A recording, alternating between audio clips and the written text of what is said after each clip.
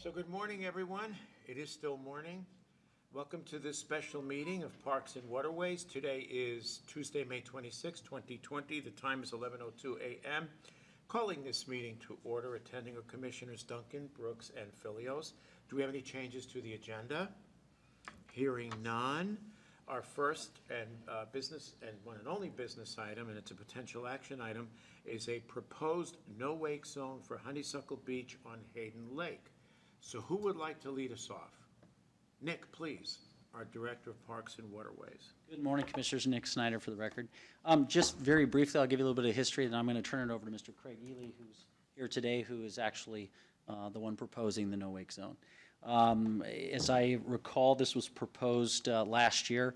I wasn't present at the two Waterways Advisory Board meetings I've missed in 14 years. I wasn't actually present for that meeting. However, Craig put together a letter and some examples for you to look at as what's proposed and dropped that off with our office on January 20th of this year.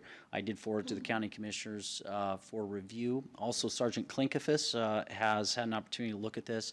And should the board decide to implement a no-wake zone, Sergeant Klinkefus has provided some buoy locations, so at least that portion of the work has been done.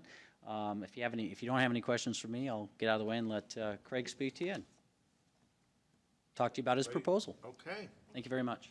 Craig, come up, sir, please.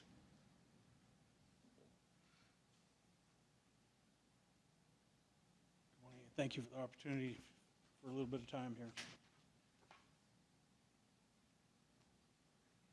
My name is Craig Ely. I reside in Dalton Gardens. My mother-in-law owns a property at Honeysuckle Beach 2340. I just want to can you pick it up? Okay, okay. Go. I just want to make sure you were close enough. My mother-in-law's residence, 2340 East Honeysuckle, two doors up from the boat launch. I've been in the family there for almost 40 years. We've all heard the cliche, if you see something, say something. So I feel compelled as a citizen, grandfather, the dad, the whole nine, to just address the fact that, as we all know, the intensity of variety of uses in Honeysuckle Bay has been increasing over the decades. With the advent of the stand-up paddleboard, a flurry of new kayaks, swimming, training, Ironman, dogs, Tom Sawyer hook fin looking for artifacts on the bottom of the lake. The mixed use then with big wake, bass boats, skiing, personal watercraft, just the mixed use, as we can see, is the near-miss incidents have dramatically increased over the years.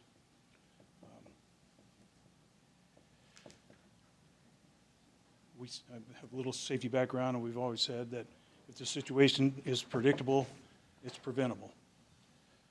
So like I say, as a compassionate citizen, I feel compelled to address the situation. I'm not, I'm going to put it this way, I'm very, very pro any water activity. I was a competitive swimmer in high school. I surfed big waves in Hawaii, water skied, so I'm not anti anything. And I don't have a dog in the fight when it comes to wake and the environmental concerns of which there are. My address is strictly public safety.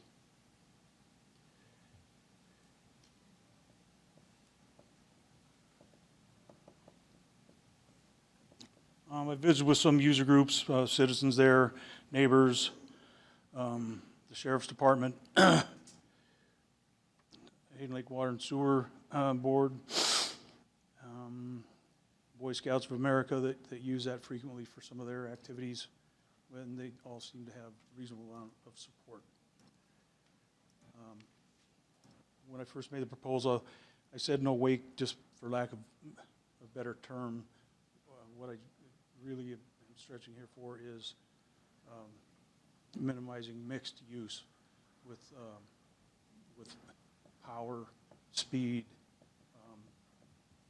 and visualize a big boat going fast or a small boat or a big boat going slow with big wake, direct into the sun, heading west in a small, tight bay with a serious amount of other user activity.